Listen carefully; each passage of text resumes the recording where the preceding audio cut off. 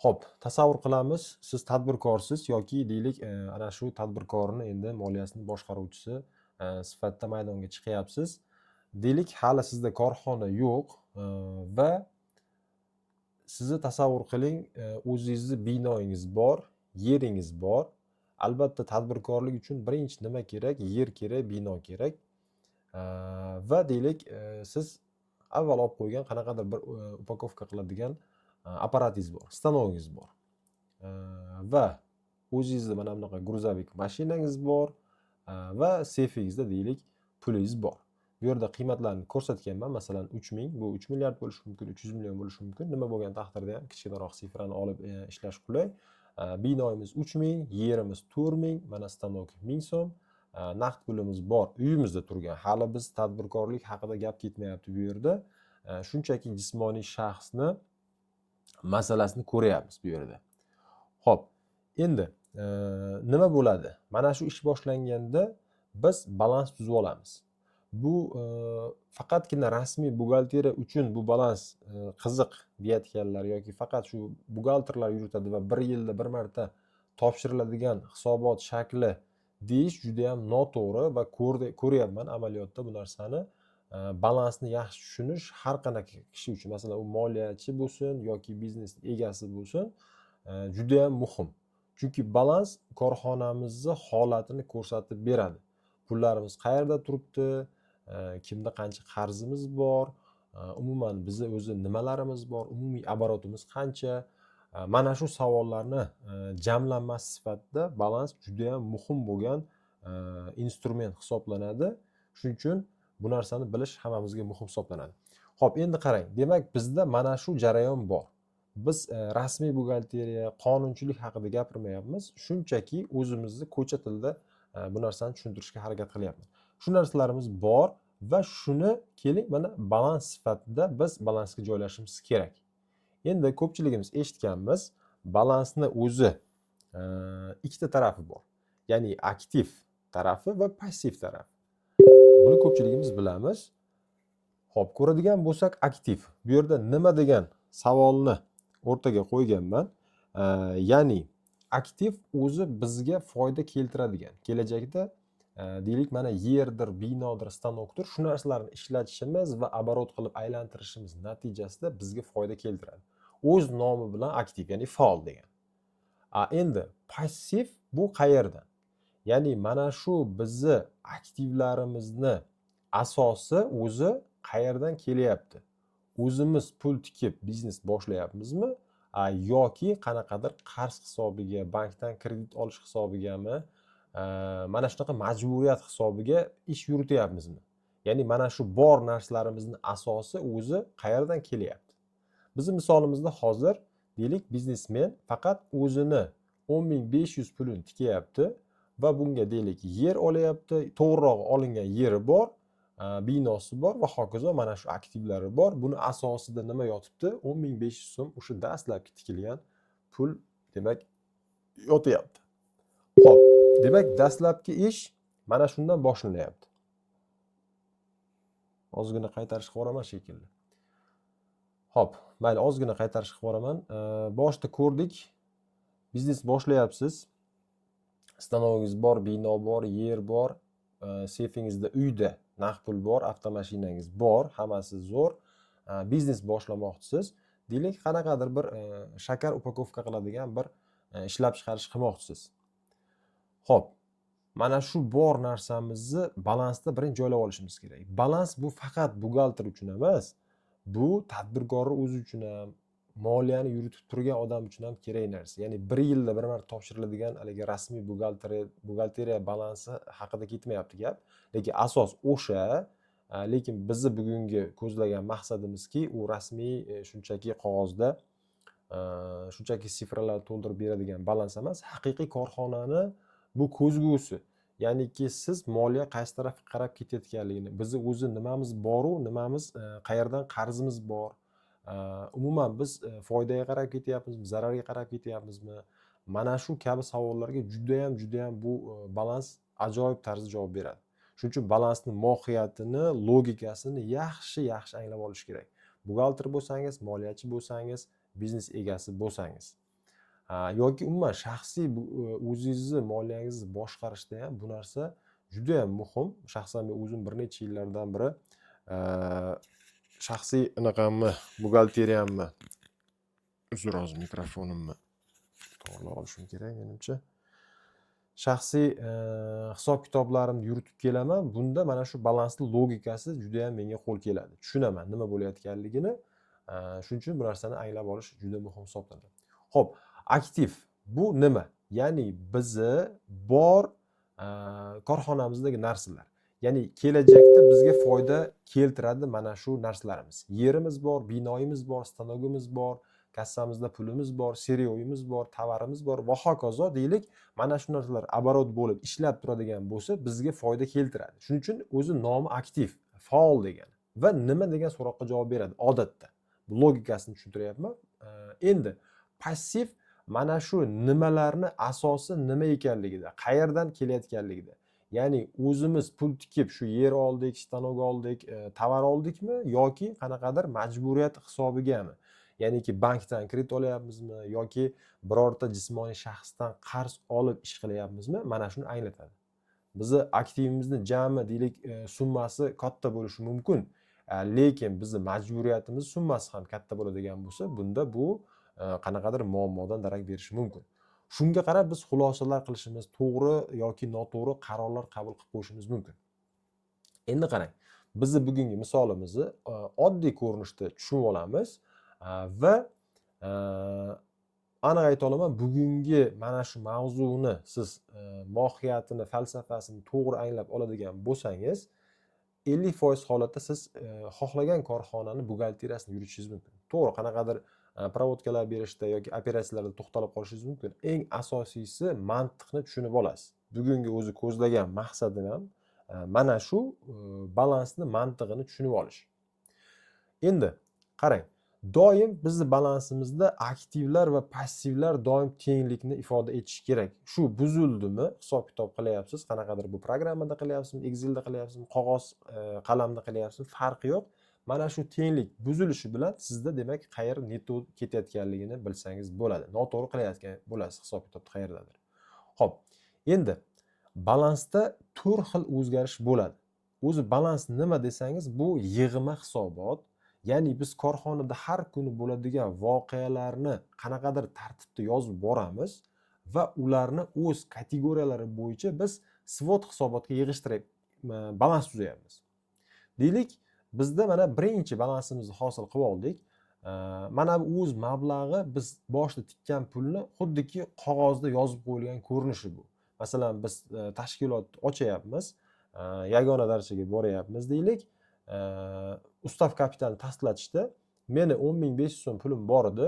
Shuni 4.000 ga yer oldim, 3.000 ga bino oldim, stanok oldim va hokazo oldim. Mana shu narsalarim menda aktiv holatda bor. Shuni asosi o'zim tikkan pul deb turib biz buni ro'yxatdan o'tkazib qo'yamiz. Xuddiki bu passiv taraf bizda hujjat. Tushundingizmi? Hujjat hisoblanadi. Asos moddiy o'sha qo'l bilan ushlaydigan, ertaga sotsangiz pul bo'ladigan va hokazo mana shunaqa aktivlarimiz bu tarafda turyapti. Endi ish boshladik va har kuni bo'ladigan voqealarni biz shunda yozib boraylikki, buni endi buxgalteriyada provodka deyishadi, ya'ni o'tkazma deyishadi. Shunda bizni balansimizga bevosita har bir bo'layotgan voqea ta'sir etadi. Endi bu narsa o'zi qayerdan kelib chiqdi? Bu narsani tarixi o'zi aslida 15-asrlarga boradi. Ko'pchilik eshitgan. Luca Pacioli degan odam bo'lgan, 15-asrlarda yashagan, o'sha Leonardo da Vinci bilan bu hamfikr bo'lgan bir olim odam bo'lgan. Mana shu o'ylab mana shu ikki yoqlama yozuv, ya'ni bitta voqeani doim ikkita uchi bo'ladi. Deylik, masalan, siz korxonangizdagi naqd pulni bankka inkassa qilib topshirsangiz, bankka olib borib topshiradigan bo'lsangiz, doim ana shu voqeani ikkita uchi bo'ladi. Kassangiz bilan bankdagi shotingiz orasida. Yoki deylik, qanaqadir tovaringizni sotsangiz, o'zi ombordan chiqib ketib tovar qaysidir bir klientingizdan haqdorlik yuzaga keladi. Va hokazo. Shunga o'xshagan holatlar. Har bir voqeani doim ikkita uchi bo'ladi. Shuning uchun o'zi asli bu narsani buxgalteriyada, kitoblarda, adabiyotlarda ikki yoqlama yozuv deb yuritishadi. Yana bu yerda bitta qiziq ma'lumot bor edi. mana shu Oskar Spengler degan odam dunyoni umuman shu zamonaviy sivilizatsiyani sababchilari sifatida mana shu 3 ta kishini e'tirof etgan ekan. Ya'ni Kristofor Kolumb, Nikolay Kopernik va Luka Pacholini. Boshqa olimlar haqida gap ketmayapti, chunki bular tubdan demak mana shu bizning dunyomizni o'zgartirib yuborishga hissa qo'shgan bir olimlar sifatida qaralyapti. Kristofor Kolumb bilamiz, to'g'ri, yangi dunyoni kashf qildi. Kopernik bilamiz, ana shu yerni quyosh atrofida aylanishini isbotlab qo'ydi. Luka Pacholini ko'pchilik eshitmadi, sababi bu o'sha bugungi kundagi bu odam aslida moliya, buxgalteriya, hisob-kitob tizimlarini logikasini ishlab chiqdi bu odam. Juda muhim. Agar bu odam mana shu narsani ishlab chiqmagan bo'lganda, balki bugun biz qanaqadir juda ham qiyin holatda hisob-kitoblarni qilib o'tirgan bo'lishimiz mumkin edi. Bu ham bir ma'lumot sifatida. Xo'p, endi keling asosiy mavzuga qaytamizda ko'ramiz. Bu yerda ko'radigan bo'lsak, mablag'imizni tikdik va ish boshlayapmiz. Binomiz bor, yerimiz bor, stanogimiz bor, mashinamiz bor, pulimiz bor. Endi nima kerak bizga? Deylik, shakar upakovka qilib sotmoqchimiz. Biz xomashyo olishimiz kerak. Ya'ni shakar degan xomashyoni sotib olishimiz kerak. Bunda nima bo'ladi? Demak, bizdagi mana bu yerga yozganman, balansda doim voqealar, demak biz provodkasini berganimizda odatda 4 xil o'zgarish bo'ladi. Aktivda ko'payish bo'lsa, passivda ham ko'payish bo'lishi kerak. Buni hozir ko'ramiz, asli mantiqini yaxshi tushunib olamiz, misollar orqali ko'rganimizda. Aktivda kamayish bo'lganda, passivda ham kamayish bo'ladi. Va aktiv plus и aktiv minus. Passivda ham xuddi shunday. Passiv ko'payadi va passiv kamayishi mumkin. Xo'p. Yaxshi. Ovozim ham yaxshi. Tiniq gapiryapmanmi? Chiroyli gapiryapmanmi? Xo'p, mayli, davom etaverar ekanmiz endi. Xo'p, endi operatsiyalarni boshlashimiz kerak. Endi bizga nima kerak? Birinchi siryo kerak, shakar kerak. Shakar upakovka qilib sotmoqchimiz. Shakar kerak. Dastlabki voqeani aks ettirishni boshlaymiz va bu voqea balansimizga qanaqa ta'sir o'tkazyapti. Xo'p, demak bizning pulimiz bor edi, 2000 so'm. Endi nima xarid qilamiz? Xomashyo xarid qilishimiz kerak. Yozib olyapman. Xudo xolasa yozib olayotganman hammasini. Xo'p, xom ashyo. Bu shakar biz uchun hozircha. Shakar. Deylik, 8 so'mga biz kassamizdan pul chiqarib yubordik. Ya'ni mana bu 2000 so'mimizdan. Xo'p. Minus 800. Kassamizdan pul berib yubordik va buni o'rniga shakar xarid qildik. Bizni balansimizni yig'indisi o'zgargani yo'q. Nima bo'ldi? Bizda mana bu joyda aytib o'tgandim. Balansda 4 xil o'zgarish bo'ladi. Yana bitta qaytarib qo'yamiz. Aktiv ko'paysa, passiv ham ko'payishi kerak. Ya'ni mana bu itoglar to'g'ri bo'lish uchun bu taraf ham ko'payishi kerak, bu taraf ham ko'payishi kerak. Ya'ni aktiv ham, passiv ham. Yoki aksincha, aktiv kamaydimi, passiv kamayishi kerak. Aktiv ko'paysa, bir aktiv pasayishi mumkin, ya'ni kamayishi mumkin va passivda ham xuddi shunaqa. Bitta passiv ko'payadi va shu vaqtning o'zida bitta passiv kamayib qoladi. Hozir bizda nima bo'ldi? Bir aktiv ikkinchi turdagi aktivga aylandi. Ya'ni bizning kassamizdagi pul xomashyo, ya'ni shakarga aylanib qoldi xolos. Balansning jami yig'indisi o'zgargani yo'q. Endi mana xomashyo shakarimiz hosil bo'ldi. Biz buni endi ishlab chiqarishga berdik.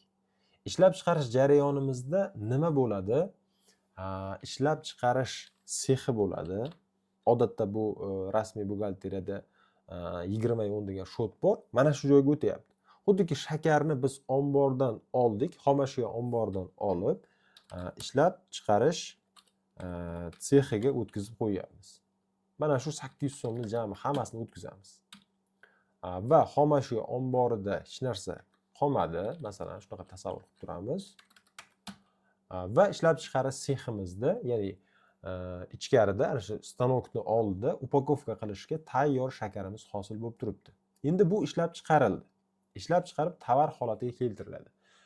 tovar holatiga keltirishda bunga nimalar ketadi? Aslida elektr energiyasi, qanaqadir boshqa prochi xarajatlar va eng asosiysi e'tibor berishimiz kerak. Endi mana bu yerda majburiyat sifatida ham hozir biror narsani bo'ynimizga olishimiz kerak.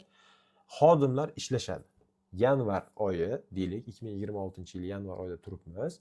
Mana shu oyda xodimlarimiz mana shu shakarni upakovka qilish uchun 200 so'm, demak, mehnat qilishdi, 200 so'mlik. Ya'ni bu yerda hisoblash tamoyili degan narsa bor, nachisleniya. Ya'niki biz xodimlar 1 oy davomida ishlashadi va ularga oyliklarni birinchi hisoblaymiz va ana shu chiqqan hisobga ko'ra ularga avans beramiz yoki расчет qilib ularni oy yakunida o'zimizni oylik majburiyatimizni bajaramiz. Ya'ni qanday bo'ladi? Xodimlarga 200 so'm, mana bu yerga yozaylik majburiyatda. Xodimlardan qarz. Hali berganimiz yo'q, kassamizdan pul chiqib ketmayapti. Lekin xodimlarimizga oylik hisoblab qo'yamiz. Mana shu so'zga alohida e'tibor berish kerak. Hisoblash, nachisleniya degan tushunchalar juda muhim. Moliyada ham, buxgalteriyada ham bu juda muhim. Shunga e'tibor berib turasizlar. Biz xodimlardan o'zimizni qarzimizni hisoblayapmiz. Ya'ni 200 so'm qarzman dedik va bu 200 so'mni biz bevosita xodimlarimiz ishlab chiqarish sexida ishlashganligi uchun mana shu 800 so'mni ustiga mindirib qo'yishimiz kerak. Ya'ni mahsulotimizni tan narxi bizda 200 so'mga hozir ortdi. Ana shu turgan shakarning ichida faqat 800 so'mlik shakar emas, endi uni ustiga 200 so'mlik xodimlarni oyliklari ham minib qolyapti. Endi nima bo'ladi?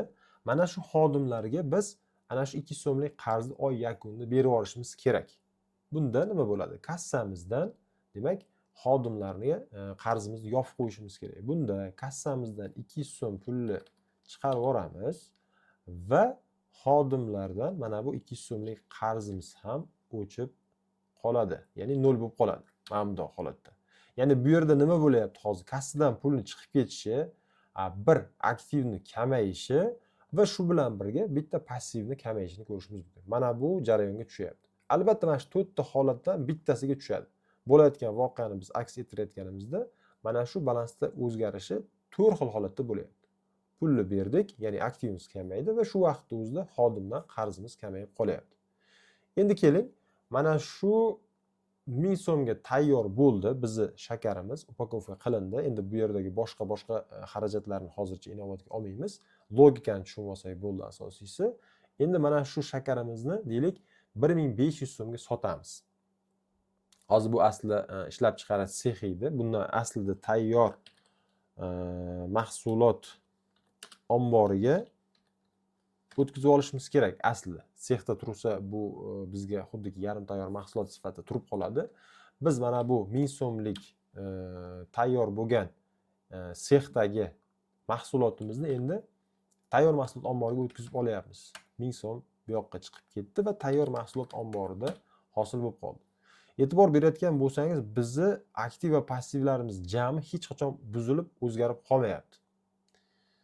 Xo'p, keling, mana shu joyda bitta Excel'dan sizlarga yana bitta narsa o'rgatib ketaman. Aslida bugun Excel'ga bag'ishlanmagan darsu, lekin qanday holat? Ya'ni mana bu tenglik buzilsa, bizga xatolik bilan error chiqaradigan qilib qo'yamiz. Keling. Buning uchun tenglik doimgidek если mana bu summamiz, ya'ni aktivimiz teng passiv summasiga teng bo'lsa, keling bu joyga OK deymiz. Aks holda значение если ложь bo'lsa, keling mana bundoq qo'yamiz programmalarda error degan yozuv chiqib qolsin. Yopamiz. OK. Keling qizil qilib qo'yamiz. Masalan, hozir mana bu joyga men qanaqadir 10 so'm yozadigan bo'lsam, o'sha error. 0.5 masalan 50 tiyin yozib qo'ysam ham error. 1 tiyinga farq qilsa ham balans buziladi. Qizig'i yo'q, balansga masalan summani qanchalik emas, umuman 1 tiyinga bo'lsa ham farq qilib qolsa, balansimiz odatda buzilib qoladi. Shuning uchun buni o'chiramiz. Hammasi hozircha OK. Endi eng qiziq joyiga kelyapmiz. Mana shu mahsulotimizni biz sotyapmiz.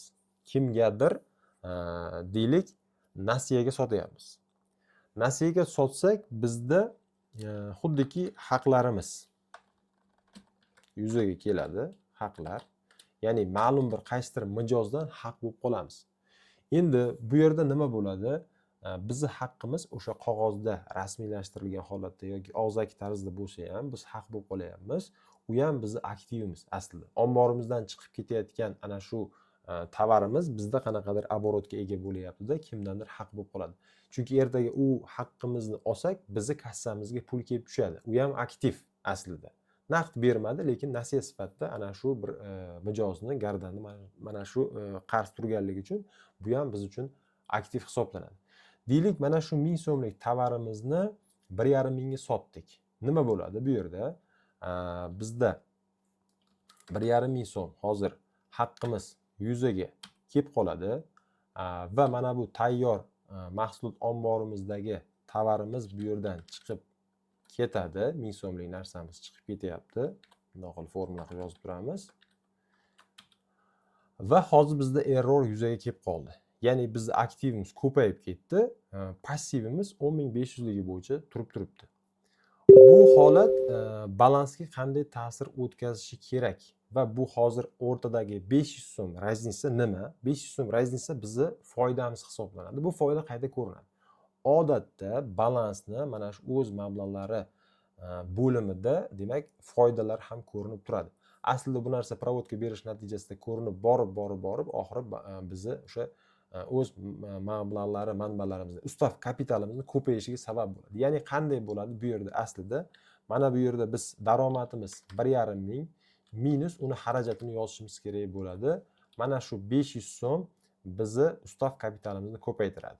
Ya'ni taqsimlanmagan foyda sifatida oxir oqibat borib bizni, demak, taqsimlanmagan foyda ko'rinishida bizni balansimizga joylashadi. Passiv ko'rinishda joylashadi. Bu ham mana shu 500 ni asosi aslida mana bu yerda turganligini ifodalaydi. Bu taraf hali aytganimdek, demak, qog'ozda ko'rinuvchi yozib qo'yilgan qaydlar aslida shunaqa deb qabul qilsangiz ham bo'ladi. Lekin aktivlarimizda bizda ana shu deylik moddiydir, nomoddiydir, qo'l bilan ushlab bo'lardir yoki bo'lmasdir. Hech bo'lmaganda bunaqa haqlarimiz bor. Deylik, bu qanaqadir bir hujjat bilan imzolab ertaga bizga kelsa, kassamizga mana shu pul bo'lib keladi, 1,5 ming so'm. Shuning uchun bu ham bizni aktivimiz hisoblanadi. Xuddi shunaqa, demak, balansda ko'rinish va har bir operatsiya natijasida bo'ladigan holatlar shunaqa. Deylik, masalan, biz yana birorta provodga ko'raylik. Bankdan qarz olyapmiz. Deylik, 5 ming so'm bankdan qarz oldik. Bankdan bizni hozir majburiyatimiz yuzaga kelyapti va shuning natijasida mana bizni passivimiz ko'payib qoldi. Lekin xatolik. Bizni aktivimizga bu qanday ta'sir o'tkazadi? Ya'ni bir passivni ko'payishi yana bir aktivni ko'payishiga olib kelishi kerak. Bankdan biz pul oldik. Bank bizni bu pulni deylik hisob raqamimizga tushirib beradi. Hisob raqam deylik 5 ming so'm. Mana passivimizda ham ko'payish bo'ldi, aktivimizda ham ko'payish bo'lib qolyapti. Va shunga qarab biz xulosa qila olamiz va o'zi amaliyotda boshliqlar bizdan so'raydi, o'zi qancha обороtim bor degan savolni berib qolishadi. O'zi ko'pchilik bu savolni tushunib yoki tushunmay beradi. Aslida buni ma'nosi nima? Passiv o'zi ikkita bo'limdan iborat. Aktiv ham o'zi asli ikkiga bo'linadi, ya'niki uzoq muddatli va qisqa muddatli aktivlar deb yuritiladi, lekin umumiy olganda aktiv bu bitta bo'lim. Passiv lekin mantiqan ikkiga bo'linadi. Ya'ni o'zini mablag'lari va majburiyatlar, qarzlar hisobiga shakllangan. Mana shu aktivlarimizni asosi yo o'zi pul tikkan yoki qanaqadir qarzlar hisobiga kelgan. Va shunda biz aytishimiz kerak, boshliqqa aytishimiz kerak bo'lgan eng to'g'ri javob nima bo'ladi?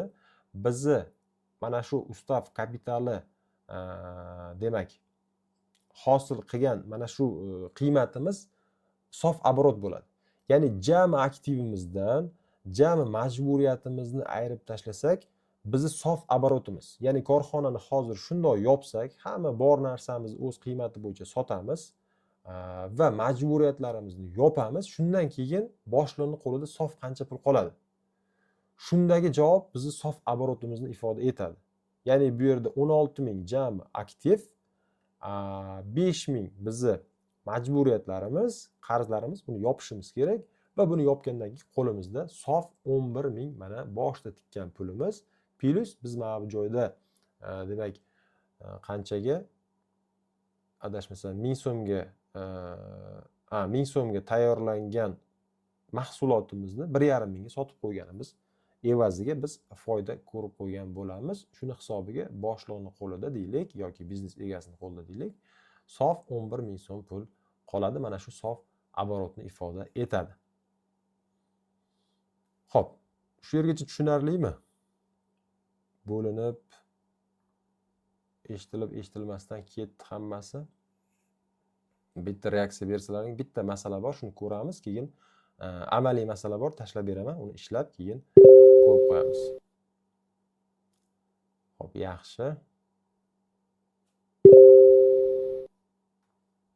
Zo'r. Zo'r.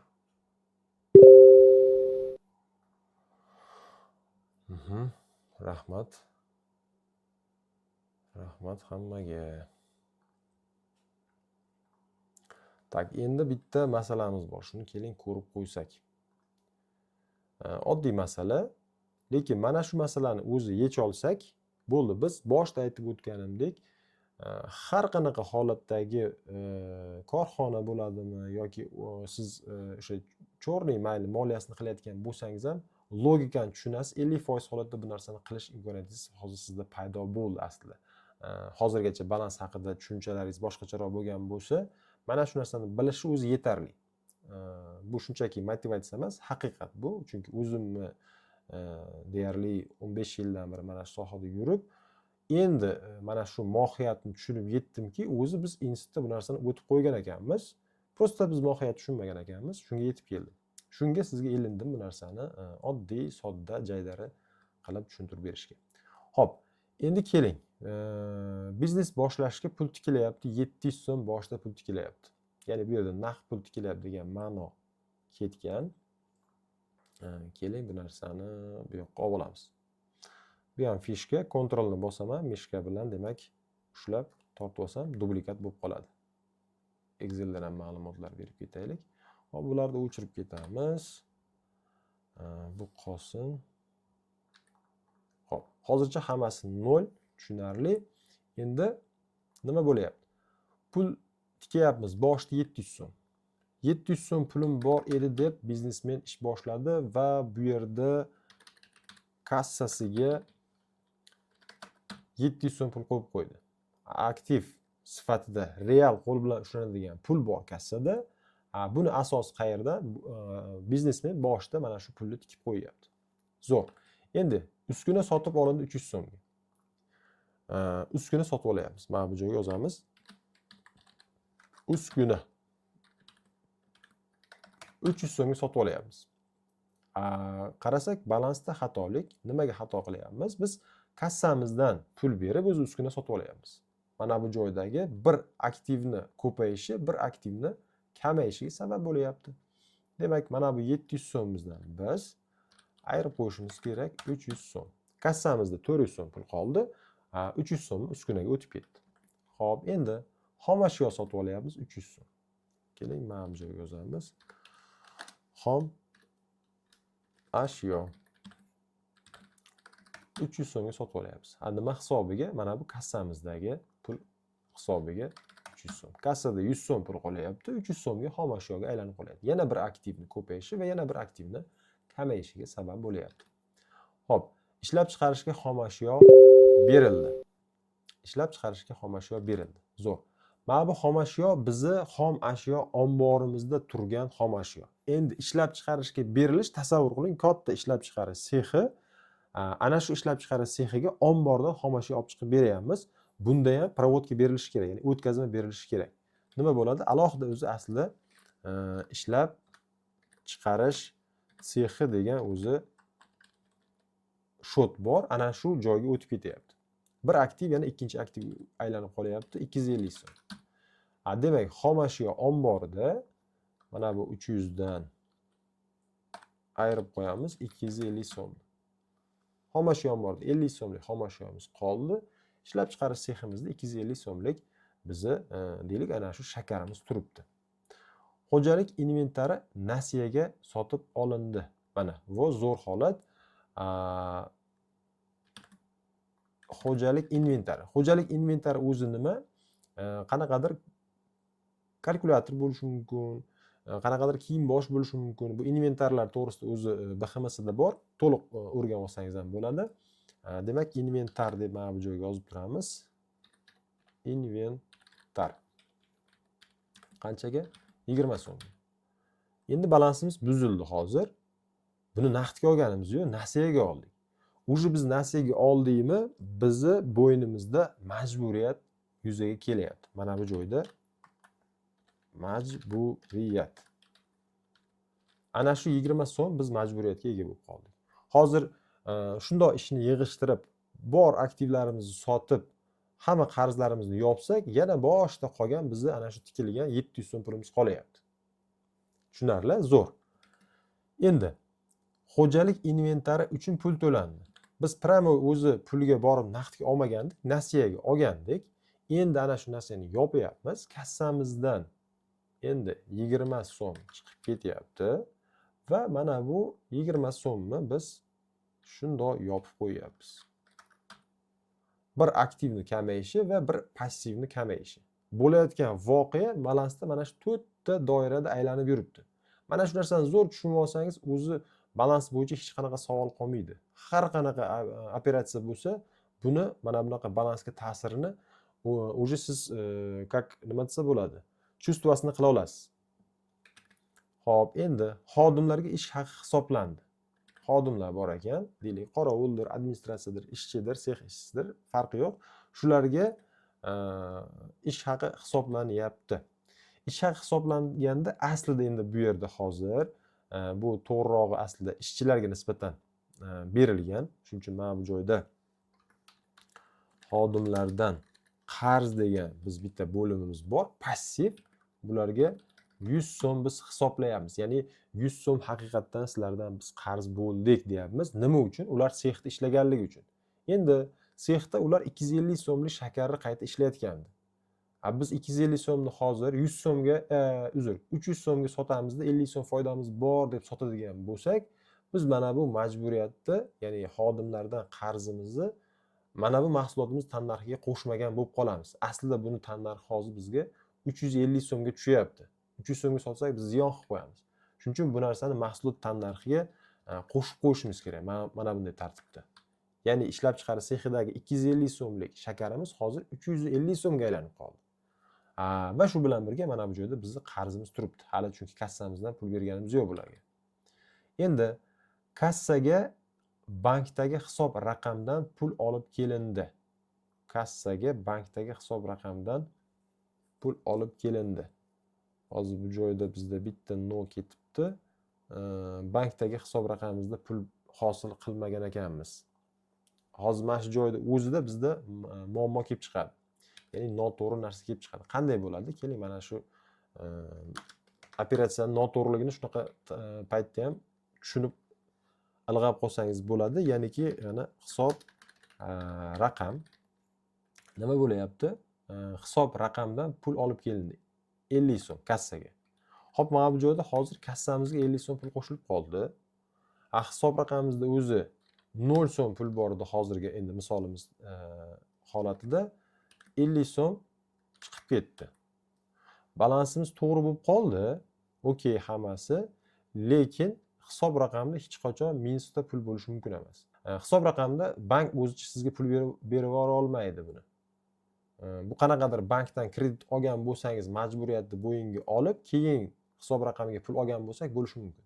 Hozir mana bu shartda bizda noto'g'ri ketib qolganligi uchun bizda balansimiz noto'g'ri shakllanib qolyapti. Buning uchun nima qilishimiz kerak? Aslida mana bu 700 so'm tikilgan paytda yoki keling mana bu joyda bunday qilamiz. Kredit olib qo'yganmiz 50 so'm. Ana shu mana bu joydagi bizni birinchi hisob raqamimizdagi 50 so'm pul paydo bo'lib qolgan. Kredit olishimiz hisobiga. Va uni 50 so'mini endi kassaga olib kelib oldik va oxirida nima bo'layapti? Olib kelingan pul ish haqi qilib tarqatib yuborildi. Ya'ni bu yerda nima bo'lishi kerak? Kassamizdan hozir xodimlarga 100 so'm pul chiqib ketyapti. 130 so'mdan 30 so'm qoldi va xodimlarda mana bu majburiyatimiz ham kamayib qolyapti. Mana bunday tarzda. Zo'r, mana balansimiz bizda buzilib qolmayapti. Hammasi okey va bizni mana shu shartga asosan hozir har bir xo'jalik jarayoniga o'tkazma berdik. Ya'ni hozir bankdan kassaga pul olib keldik deyishim bilan o'zi hisob raqamidan pul chiqib ketdi va kassaga pul kirdi. Bitta provodka, deylik, inventar sotib oldik nasiyaga deganimizdagi bitta provodka va hokazo o'tkazmalar bo'ldi. Hammasini berdik va oxirgi balansimiz mana shunday tartibda balans tuzing deyilgan shakllanib qolyapti. Biz deylik yilni oxiriga kelyapmiz, shundoq qarayapmiz. Ha, demak, uskunamiz bor, inventarimiz bor, kassamizda pul bor, xomashyo bor va ishlab chiqarish seximizda hozircha buni sotmabmiz. Deylik 350 so'mlik o'sha yarim tayyor mahsulot bor. Ya'ni qanchadir ishlov berib qo'yilgan, ularning ustiga xodimlarning ish haqi mindirib qo'yilgan, ana shunday holatda turibdi. Va qarayapmiz, boshida haqiqatda 700 so'm tikkan ekanmiz. Hozir demak 50 so'm bizning kreditimiz bor ekan. Shundoq hozir aktivlarimizni yig'ishtirib, qarzlarimizni yopadigan bo'lsak, biz umuman foyda qilmadik, zarar ham qilmadik. Ana shu boshida tikkan pulimiz o'z holicha turibdi. Ya'ni ROI deydi, ana shu tikilgan pulni qaytishi. Hozir bunda ROI 0 ga teng bo'lyapti. Ya'ni tikilgan pul o'z holicha turibdi. Agar mana bu joydagi 350 so'mni hozir bir avvalgi misolga o'xshab sotadigan bo'lsak, deylik 400 so'mga sotadigan bo'lsak, bizda mana bu joyda 50 so'm qo'shimcha, demak, ustav kapitalimiz ko'payib qoladi. Taqsimlanmagan foyda sifatida balansimizni ko'paytirib qo'yadi. Xuddi shunaqa. Bo'ldi, balans mana shu. Bu moliyada ham, buxgalteriyada ham, hayotda ham, biznesda ham hammasida balans mana shu. Mana shu 4 ta logika bo'yicha ishlaydi. Boshqa yoqqa chiqib ketishning iloji yo'q. Shuni bilib olsak, biz buxgalter bo'lamizmi, moliyachi bo'lamizmi, har qanaqa operatsiya kelganda biz hayolan uni balansga joylashtira olamiz. Nima bo'ladi hozir qarz olsak? Nima bo'ladi hozir mahsulotimizni deylik sotsak, mana shuncha tannarxdagi narsani shuncha foydasiga sotsak nima bo'ladi? Uskuna olsak nima bo'ladi? Deylik kassadan bankka pul topshirsak nima bo'ladi va hokazo. Har qanaqa holat bo'lmasin, biz o'zini hayolan buni o'zi balansga joylab qo'yish qobiliyatiga hozir ega bo'ldik. Asosiysi mana shu edi, maqsadim mana shu edi. Oddiyroq qilib tushuntirishga qanchalik bu narsaga erishdim, yo'q bilmayman. Xudo xolasa kommentariyada kutaman va hozir kanalga bu misolning ikkinchisi bor, shuni tashlab qo'ysam va izohlarda iloji bo'lsa Excel fayl qilib mana shu operatsiyalarni yozib hisoblab bersangiz maqsadga muvofiq bo'ladi, ya'ni mustahkamlab olgan bo'lasiz bilimlarni. Xo'p, menimcha buguncha yetarli. Hammaga rahmat. Bu yerda qanchadir kishi demak oxirigacha qolganligi uchun izohlarda kutaman. Hammangizga kattakon rahmat. Yozib olingan videoni ham albatta kanalga joylab qo'yaman. Texnik muammolar uchun hammangizdan uzr so'rayman.